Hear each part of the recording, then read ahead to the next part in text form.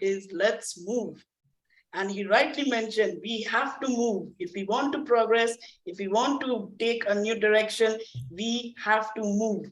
The past is your lesson. The present is your gift. And the future is your motivation. So let's move and let's move together. Tonight, we have a packed agenda. And on top of it, we have induction of new officers. The 2022-2023 officers, they're going to be the great one. So without me talking more about how I'm going to run the show as a Toastmaster tonight, we will jump in right away. Last tonight. Now, some successful leaders have been warning about the upcoming economic collapse for months. They said the recession and the stagflation is coming, but Wall Street analysts said it's all good, it's all well. Now even Goldman Sachs is publicly admitting to have been wrong. Let me bring our general evaluator in. Just skipped. Sorry about that.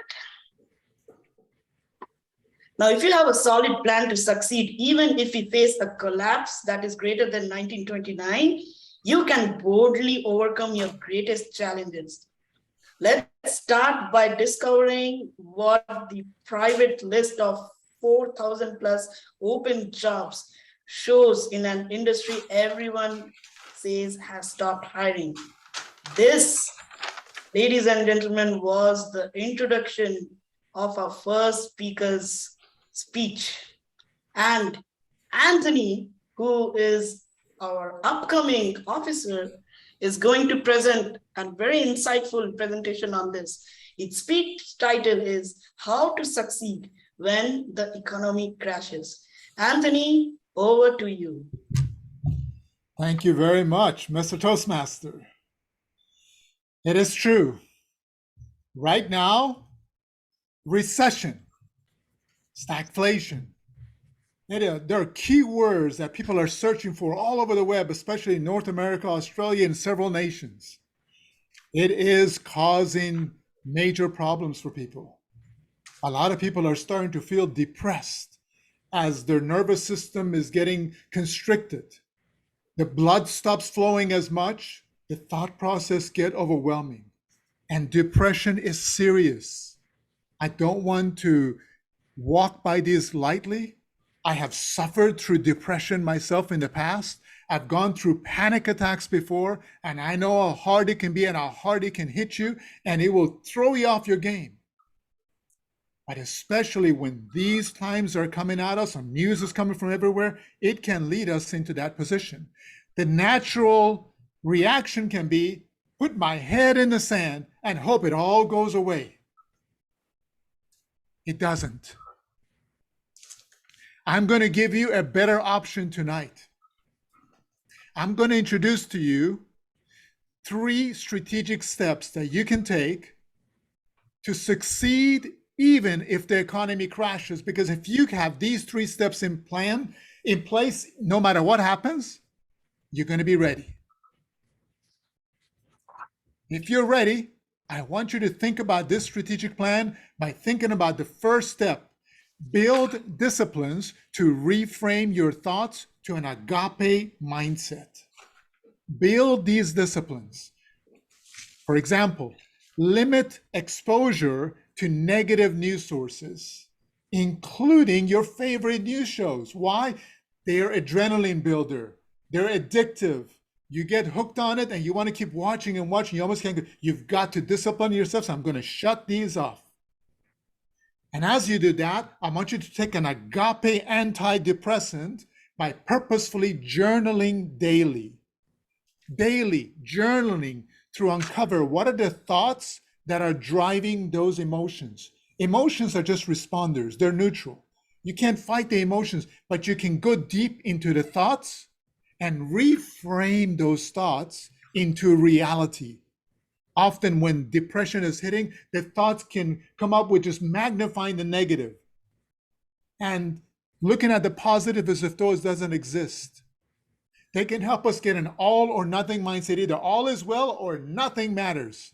And we want to break through those and reframe them. Often we might need to get help from a coach, a counselor, a friend, trusted advisor, someone that will help us to go through those. And as you're doing this with this discipline, pray daily for divine strength, because you're going to need supernatural strength to fall down 7 times, 70 times a day and keep going forward. That's the first step. Build those disciplines. The second one is going to be connect purposefully to strength builders. It's going to be natural to want to say, I want to go through this alone. I want to get away from everybody. I don't want to connect to anybody. I just want to go and mope in the corner. I want to cry. I don't want to talk to anyone. There is no hope. Everything is gone. Instead, I want you to purposefully right now say, I'm not going to go through anything alone. I'm not going to isolate myself from family and friends. Rather, I'm going to purposefully connect to those who tap into my strength and bring out my best. A hint: 2 times a month, right here on Wednesday nights, that's one place you want to be. When you don't feel like it, show up. Come in, because we're going to build each other up. Find those places, find trusted advisors, coaches, invest in them, because if you invest in those, they will give you dividends back that will pay back 10, 100 times more from top coaches, top advisors, top counselors. I've gotten that myself personally, and I'm encouraging you to purposefully do that also. And number 3, here's going to be counterintuitive. There was once a super rich business owner who was going through horrible times. His finances were broken and he didn't know what to do. He sat with the bookkeepers and accountants and the board of advisors, and they told him, it's hopeless. You've got to basically constrict everything and hope somehow you're going to make it through. And what did he do? He said, opposite. I want to take the boldest marketing action that we can take. And he set in motion bold actions. And he told the executives, you're either on board or you're out. If you want to get out, fine. But I want you to come on board with me. And as a result, he ended up leading a multi-billion-dollar corporation and taking major global leadership roles. I want you to plan on that now and saying, in the midst of everything that's going on, when I'm feeling fearful, when I'm feeling anxious, when I don't feel like going forward, I'm going to take the boldest actions possible. Build those bold plans and get those people coming in. Why? I want you to realize this. When everything looks down, when the stock market looks down, your 401k is crashing, go look at the stock market. Often you will find 99, 100 companies in one industry going down and one company going up. You're like, what's going on? Sales are going down and 1 or 2 companies are still growing. It often happens in almost every industry. You want to keep those in mind. Just an example of what's going on right now. Many top tech industry leaders are pulling back and stop hiring. They've frozen their hiring. But in my database, I have access to over 4,000 jobs that are open right now with those leaders that are right now saying, I'm not pulling back, I'm going to hire more, I'm going to hire better people, I'm going to hire people at all levels. Therefore, you can be bolder. If you're bolder, you're going to be standing out for those people. With that, keep these 3 in mind. That's your strategic plan. Build disciplines to reframe your thoughts to an agape mindset. 2, connect purposefully to strength builder like you're doing tonight. And 3, take bolder micro actions daily and hourly. Whatever is bolder, take that bolder action regularly and watch the difference in your life no matter what happens externally. If you need help, reach out to me and reach out to those that you trust, and allow us to help you to plan and to implement your bold agape strategy to succeed no matter what the market is doing. Is none other than our president. Ukpai has been a member of Southwest Project Management Toastmaster Club since 2014, and he has been serving in various executive roles, starting from Secretary, VP of Education, and now the president of the club. Ukpai is a certified project management professional and holds 2 master's degree from Curtin University, Perth, Australia. With over 2 decades of experience in application management, data management, and project management in the oil and gas industry. Ukpai is currently working on his level 3 in dynamic leadership project, Inspire Your Audience. Many at times, we all think we have all the time in the world, and it takes a fortune to serve or do good to others. Tonight, Ukpai will be sharing on the topic Tabitha, when we are gone, what will you be remembered for? Our next speaker, Ukpai Kalu.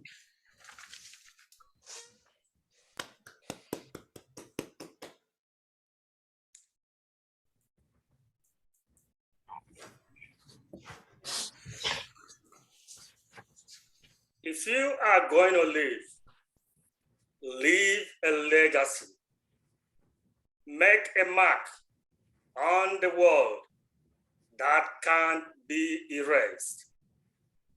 Mr. Toastmaster, fellow Toastmasters, and guests, good evening.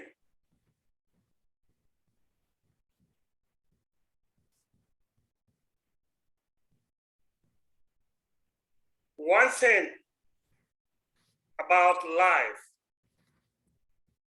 we all have what makes us feel good. Tonight, I will be sharing with you things that has come to my mind in recent time about when you are gone. What will you be remembered for?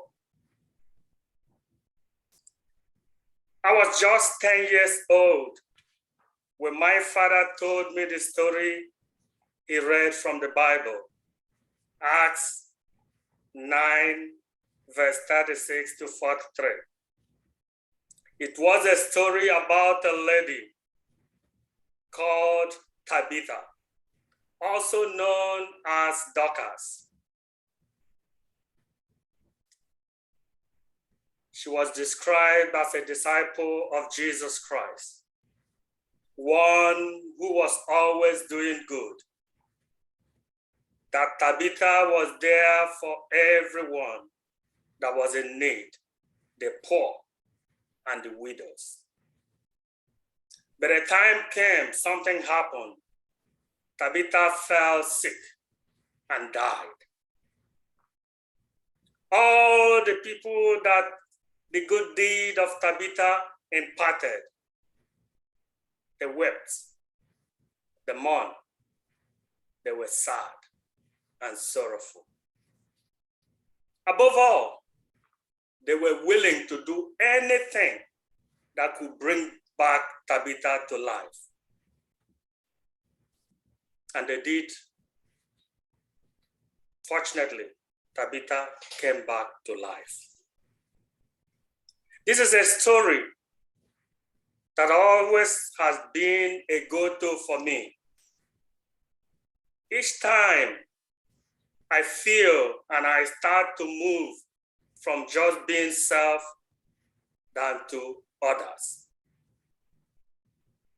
We have always had this thinking that doing good has to do with having many thousands you need to give, millions, billions.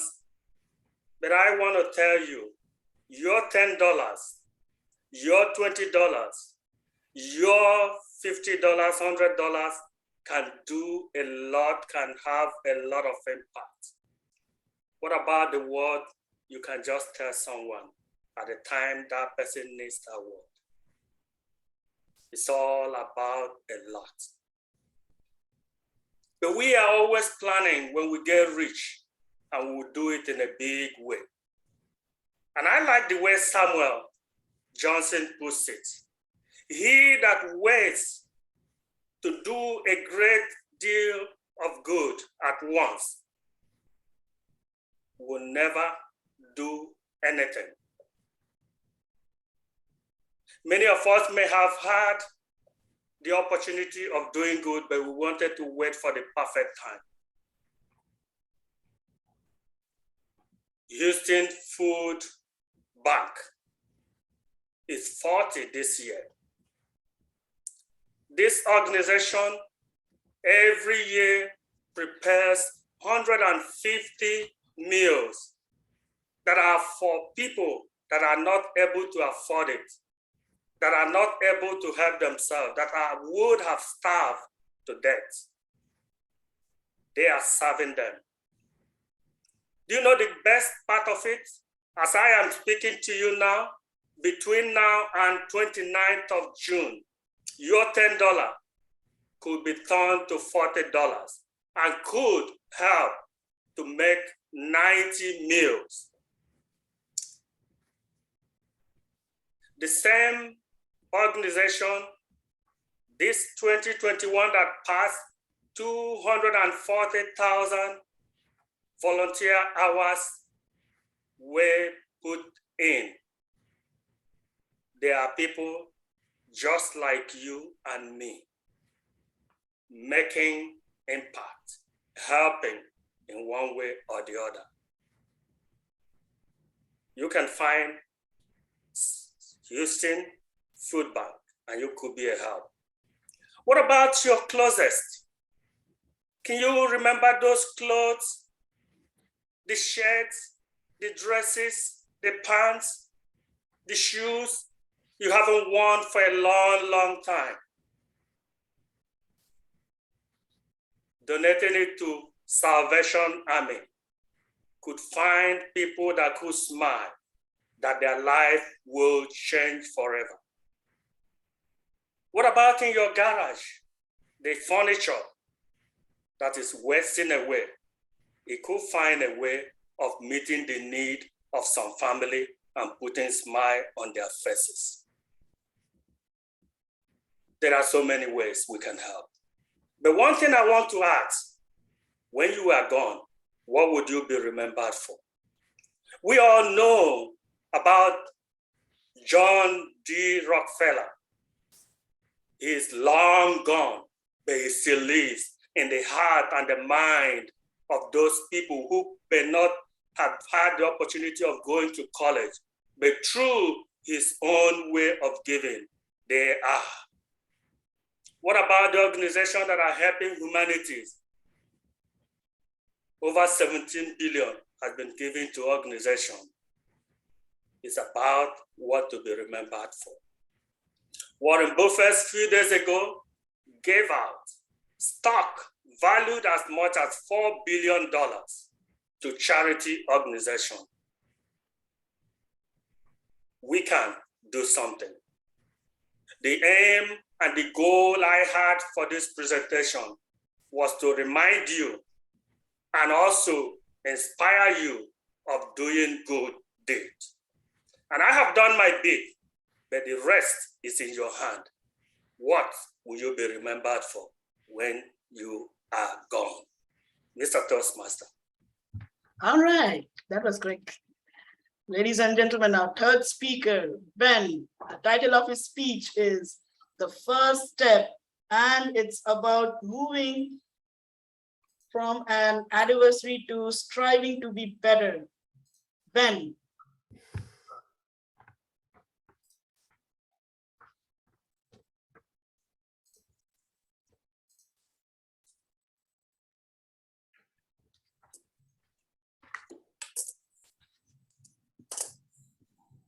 I'm Toastmaster, fellow Toastmasters. My name is Benjamin Zama, and the title of my speech today is The First Step. By show of hands, how many people have heard or read quotes by Lao Tzu?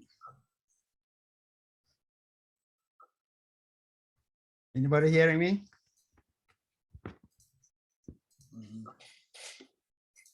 You hearing me? Yes. Yeah. All right. We hear you.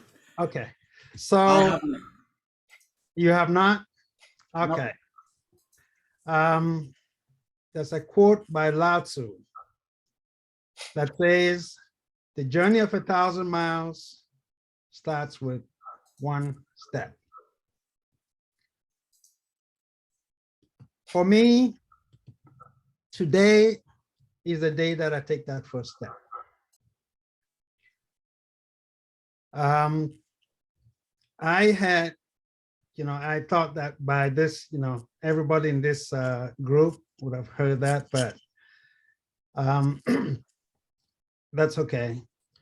So on Wednesday, the 2nd of February this year, I got a call from the hiring manager at Lockheed Martin, in Alabama.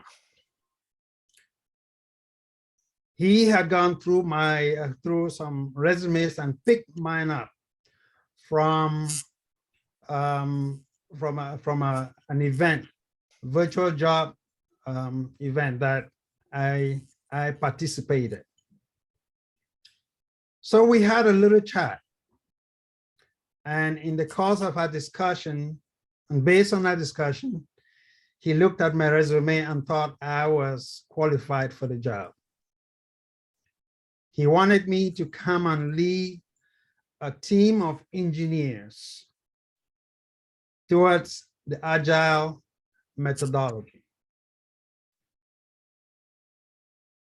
So during the interview, during the chat, he told me that the interview would just be a formality because he thought I was, qualified for the job. And for those who don't know agile, I would say that's a topic for another story. So you see, a couple of weeks prior to that, I had completed a Scrum Master training and decided to put up my resume. And just to be called a couple of days after, that was pretty impressive. And I'll say for a normal applicant, that would have been a cause for celebration. But I am not a normal applicant. Despite this salt and pepper you see on my head, deep inside, I am still that 10-year-old boy whom, when confronted with challenges, runs and hides under the bed, hiding as I did from a very traumatic sexual abuse experience as a 10-year-old child. So the mere thought of leading a team of engineers, triggered that fight or flight response in me. And as I've often done and always done, I chose to flee. So I came up with an excuse and declined the offer. I immediately regretted my decision and felt horrible afterward. I thought about the growth opportunities that I had lost, the benefits, and of course, the money. So as I continued to self-recrimination, and then I reevaluated my life, it occurred to me that at every milestone in my life where my life could have changed for the better, I also found ways and means to self-sabotage. See, when I released my first CD, I thought I had it here, but when I released my first CD, I found ways to turn down promotional tours. When I published my first book, I found ways not to promote it. But since February the 2nd, and anon, I have been debating whether to talk about my dilemma, and especially, after listening to Tony's table topics during the last meeting. He asked questions like, what would you be? What would be the best way to refer someone from Toastmasters to a sponsor or a hiring executive? Another question he asked was, why should I promote you to a higher role? And now the kicker for me was this question, said, what can you do to move out of your comfort zone tomorrow morning at work? What can you do to move out of your comfort zone? To me, these are serious questions and relevant questions to this group, and may not be as far away as mine. But I think that to move out of my comfort zone, I needed to talk and continue talking about my abuse in order to lay the groundwork for a mind shift, because I think that will be my saving grace. I don't want to be that perpetual 10-year-old. I want to be a successful Scrum Master, a successful Toastmaster, and a speaker who can someday become an inspiration to other abused children. So I'm starting the 1,000-mile journey today. And with your help, I will get there.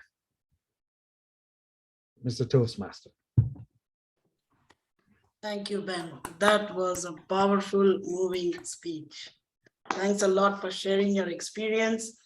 And you're not only gonna get help, but you will be helping a lot of people here to start their first step towards that 1,000-foot journey. So thank you for sharing that experience with us. You're welcome. Ladies and gentlemen, this is the time when you either hide your face or speak up. Right now, we are moving into the phase called table topics. And today, our table topic master is none other than Kim. Kim, please take it away. Thank you, Mr. Toastmasters. Now it's my favorite time of the evening. Welcome. It's time for table topics. Table topics is one of the best ways to practice thinking and speaking on our feet. In other words, impromptu speaking.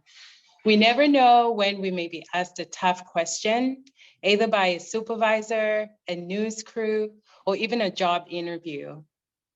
It is to our benefit to know how to properly answer questions, or at least look like we're in control, even if we don't know what we're talking about.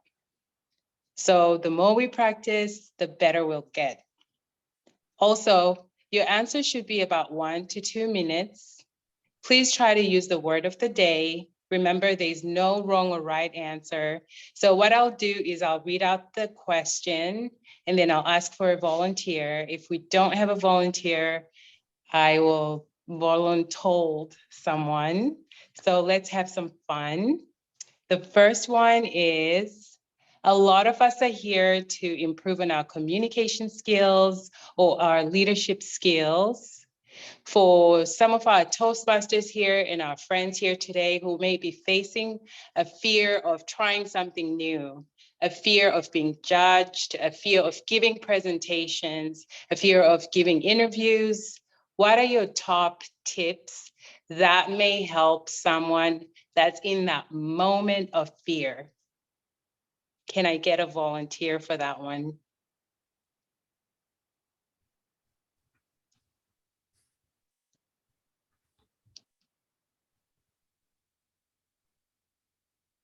Hey, Carol. Yeah, I- okay, Michael, go for it. Thank you, Madam Table Topic Master. When it comes to fear speaking, I've been there before. When I first enlisted, joined the military, speaking was one of those things that they invite in us how to speak. If they beat it into us not to be afraid to speak. However, there are some audience that you're going to be standing in front of them, no matter how you prepare, still going to be shaking, giving a second thought, having a cold feet if to go in there to speak or not. Fear comes in. Because you don't know how they're going to judge you, they're going to judge you negatively, or they're going to judge you positively, because you don't know who they are. Sometimes you don't know who they are, sometimes you might know who they are, but you don't know how they're going to perceive your topic or what you're going to talk about. One thing that did help me when there was a time I was instructing in one of the firefighting schools. So one thing they taught us in the school was start off with a joke. When you come to the classroom, start off with a joke, just bring on a joke, introduce yourself, ask everybody how they're doing. That will help you to transform from your fear, your scary moment into your motivational moment in a way that you're going to have control of your audience. So you start with a joke, start with something positive in order for you to gain the attention of your audience. I've used it and it works for me. Over to you, Madam Table Topic Master. Thank you, Michael. Great job and great answer. And next question is, in your professional or personal life, how do you know it's time to continue holding on or it's time to let go? Gail, would you like to give this one a shot? Thank you. Thank you so much. Thank you so much for asking me that. You know, when I was growing up, I didn't have a lot to say because I had all these brothers that made the conversations for me. They spoke for me. And it was years down the road when my mother said, look at you now. I transformed. I really did. And I think about a butterfly in the cocoon. They're so gross looking. And I hate insects. I really do hate insects. But once they come out of their cocoon, they're beautiful. They're beautiful. So I find myself that I bloomed quite a bit. You have to step out of your comfort zone. I was listening to Mr. Zama. You have to do what you need to do. And you need to run towards your fears. You need to challenge yourself. And only you can do that sometimes. You may have friends that push you to the edge, but you have to step off that edge and make that leap yourself, which is good. And that's what friends are for. They should be there to give you a slight nudge, but be there to catch you when you fall. Because growing up, as I said before, I didn't have a lot to say. But as I grew older, I realized that I had to come out of that comfort zone and I had to speak up. I had to be heard. I had to push a few buttons and I had to play the game. So I've learned to come out of that comfort zone and I work with other people. Hopefully they can come out of that comfort zone. I always said that I was an introvert. Well, I don't know anymore because I've got this motto, fried green tomatoes. I'm older, I've got more insurance, and I got more gray hair. That'll take this topic master. Thank you so much, Gail, for sharing. Carol, I wanted to see if you'd like to volunteer for this next one. What's your favorite book? And can you share just a few of some takeaways from that book?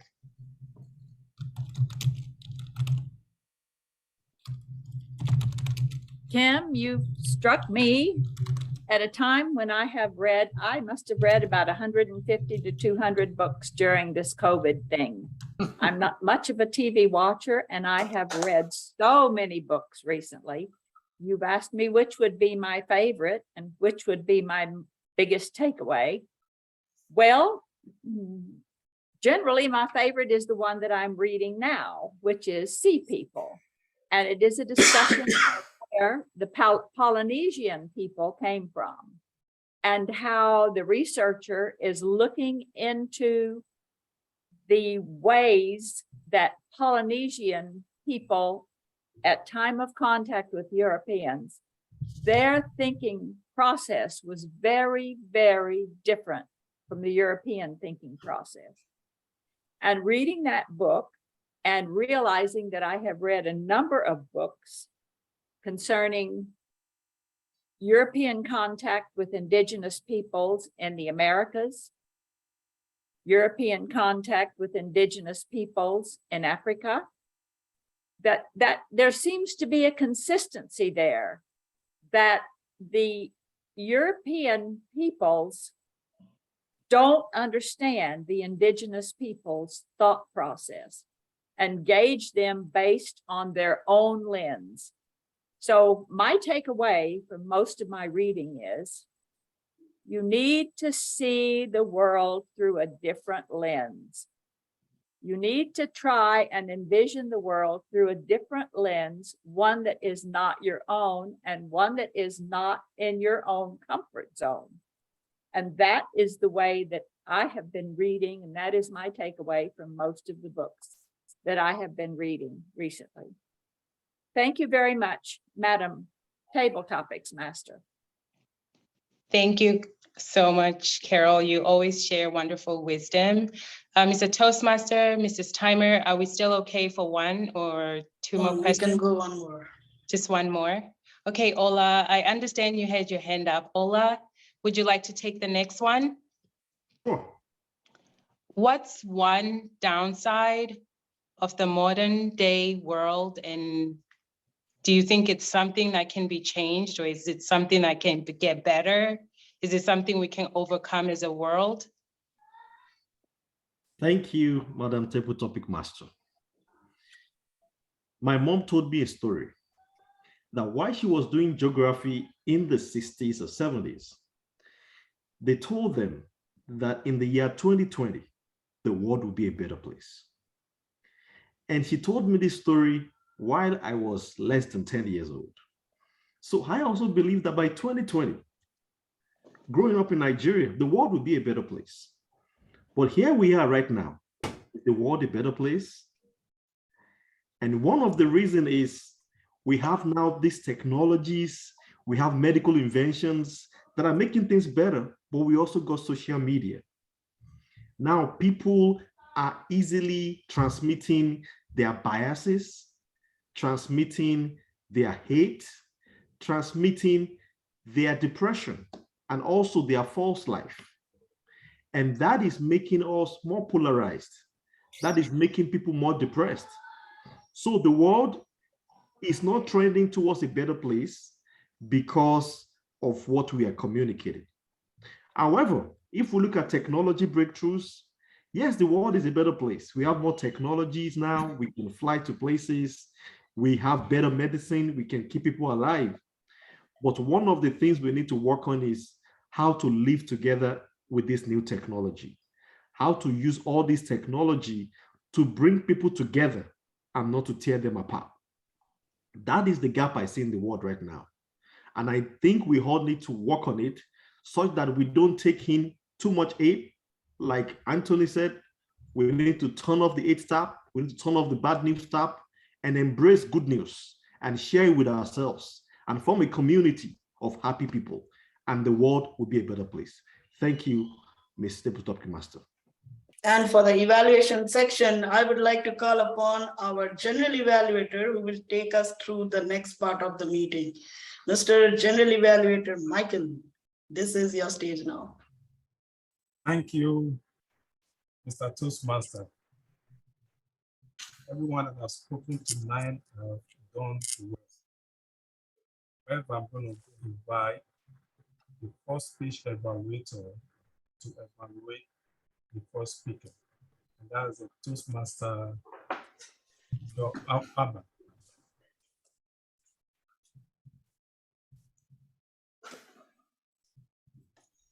Can you hear me? Yeah. Thank you very much, Mr. General Evaluator.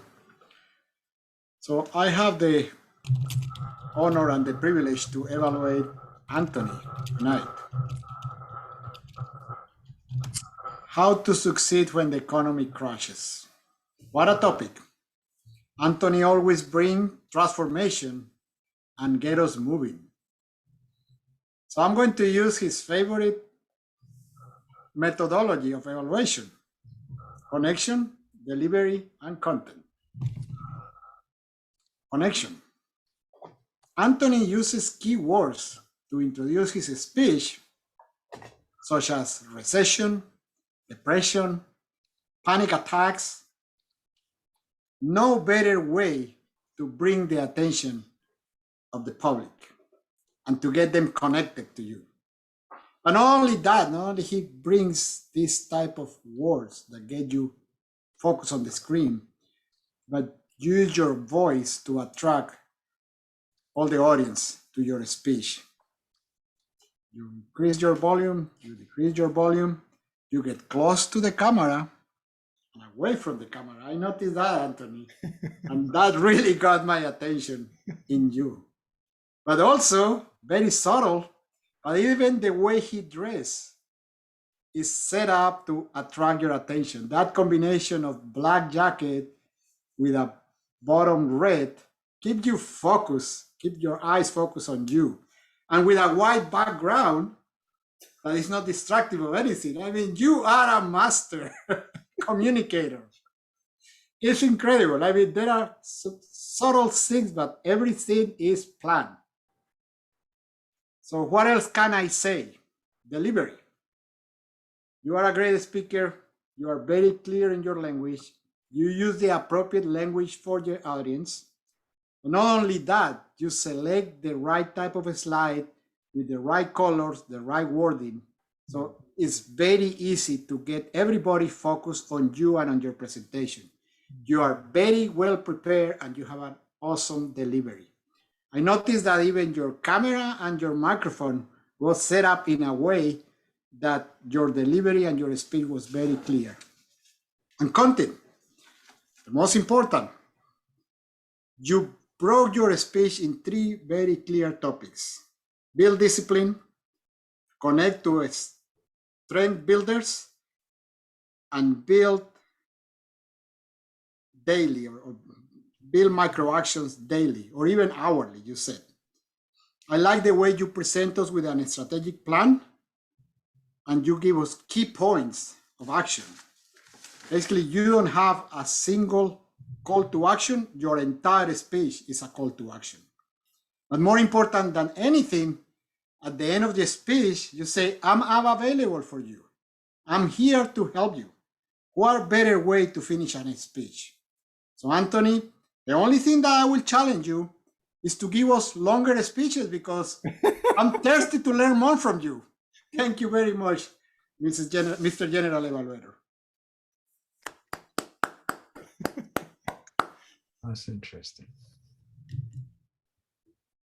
Thank you, Toastmaster Albert. I'm going to introduce our second evaluator to evaluate our second speaker, Madam Toastmaster Rafia Safi.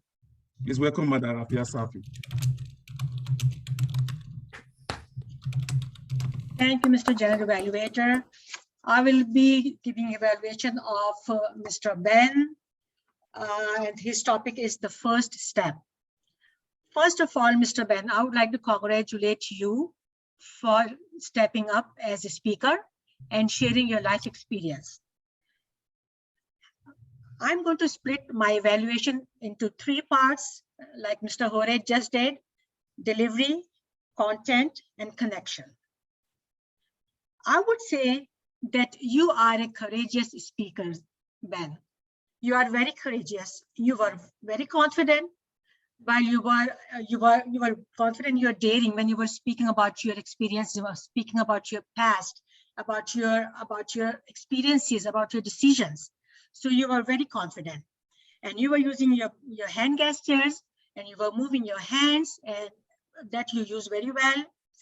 And you were very comfortable while you were talking about your losses in life because of you were hiding behind the decision, hiding yourself.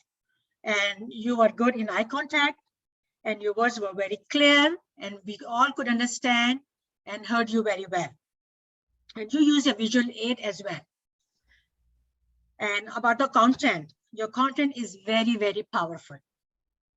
And of course, it was a little bit sad also, but you have given the powerful message to the audience. And you convey the message not because of your own benefit, you gave the message for others to learn, to step forward and to fight with it. And you told us that fighting is a good option, and that's what you did.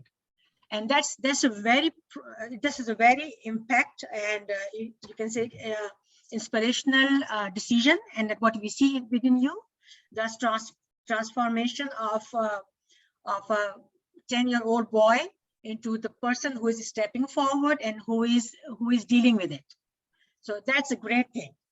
And you were, and it looks like you have been getting the benefit of Toastmaster meetings, because you quote the last meeting that you learned a lot from the Anthony's table topics. So that's wonderful. That's wonderful. So it looks like you're ready to learn. Absolutely. And about your connection, you are able to get connected with the audience. You started with a question, and you started up from the quote that you asked that a journey of 1,000 miles begin with one step. Yeah, that you started, and everyone was cautious. Everyone was looking forward and listening at what you're going to be saying next. So definitely, we all were looking and listening to you like you are talking to each and every one of us individually. So wonderful work. One thing that I just want to add a little bit, like if you can use the vocal variety, a little bit of vocal variety, if you can add. The example I can just give you, like when you were saying, let me see. Yeah, when you were saying in your speech that despite of this salt and pepper shaker, just try to give this way, despite this salt and pepper shaker on my head, deep down, I'm still that 10-year-old boy. So if you can just maybe add a little bit of vocal variety, that will be awesome. And other than that, you had done a wonderful job, and we all loved it. And in the end, I would say that that was a strong message. And the first step that you took, that's the transformation. And you took the first step from the 1,000-mile of journey. Congratulations, and keep it up, please. Back to you, Mr. General Evaluator. We're going to take our last evaluator to evaluate our toast speaker, and it's Madam Toastmaster Susan Ali. Thank you, Mr. General Evaluator.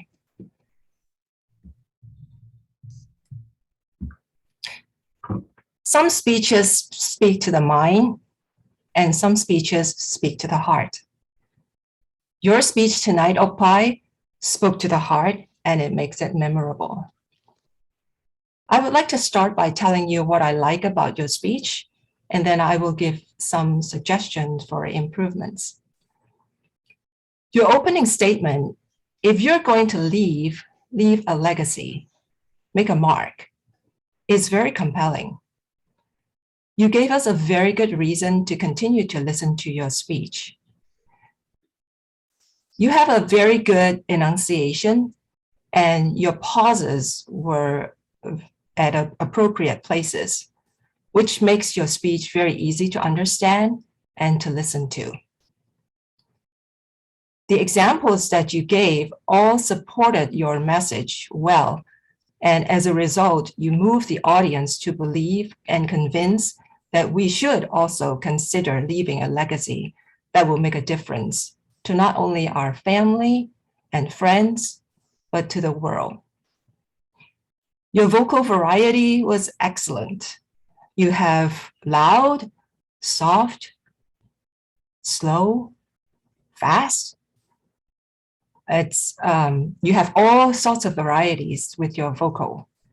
And as a music major, I really enjoy listening to your speech because of that. That's one of the factors that really attracted me.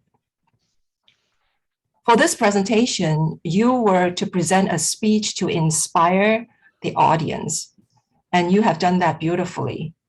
You have given a lot of very good examples and inspired us to, through those examples, think about how can it apply to us, to ourselves. You were also in this project that you were to interact with your audience instead of talking at them. And I feel that you have also achieved that goal.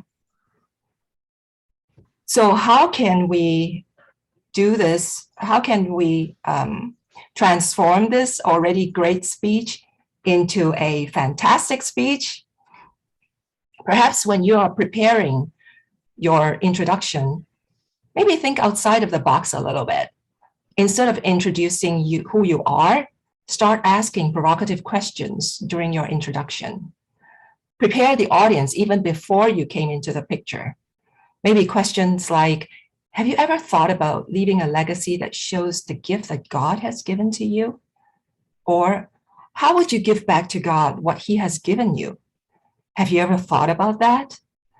Today, Ukpai is going to inspire you to think on what kind of legacy you would like to leave so you can make a difference on the world, to the world. Back to you, Mr. January Evaluator.